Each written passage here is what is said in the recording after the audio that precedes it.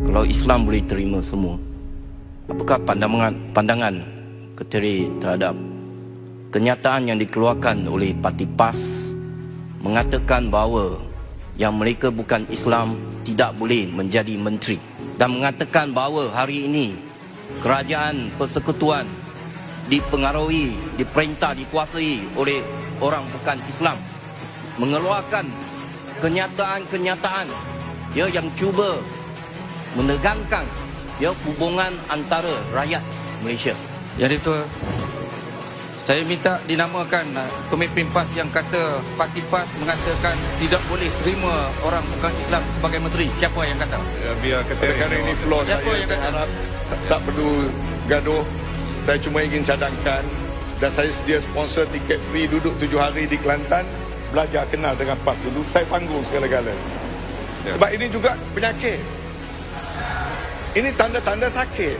Tetapi adakah Yang Berhormat bersetuju bahawa kita semua sekarang, walaupun berbilang kaum China, India, semua kita bersama-sama membina negara. Dan inilah satu contoh di mana kita sebagai rakyat Malaysia haruslah bersama-sama dan tidak mengapi-apikan apa soal perkauman. Yang bagus saya cakap bagus. Memang kita terima, tak ada masalah. Sebab tu you all pun ada di sini semua, kita terima. No problem. Tapi jangan jadi macam ada di kalangan kita yang mengungkap soal Taliban kaitkan dengan UMNO dan PAS. Jangan ada di kalangan kita seperti mana yang mengatakan ini kononnya Earth's Course Policy, menyamakan kita dengan Jerman. Kata-kata yang sedemikian dalam hukum fizik kata for every action there will be equal and opposite reaction. Sebab tu dalam Islam, selama mana zimmi, yakni tidak memusuhi, tidak nak menghalau, tidak nak menyakiti, adalah haram bagi orang Islam untuk mengapa-apakan orang bukan Islam. Yang Berhormat Keteri. Tetapi yang menjadi permasalahan ini apabila garisan zimmi itu dilanggari, menunjukkan tanda-tanda untuk sama ada untuk menyerang, mengkhianati dan sebagainya.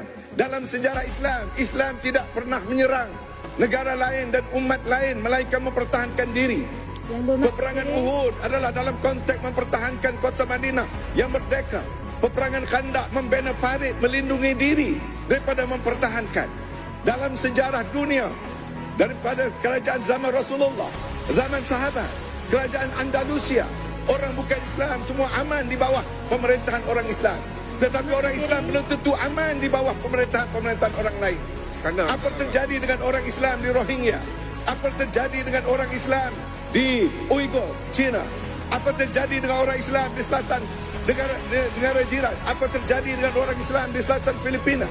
Bila orang Islam adalah orang minoriti, termasuk juga di Bosnia, belum tentu lagi sejarah belum menunjukkan orang Islam dilindungi. Tetapi sejarah telah membuktikan kepada dunia, termasuk negara kita, walaupun orang Islam majoriti, tetap kita beri perlindungan pada semua kaum dan semua agama.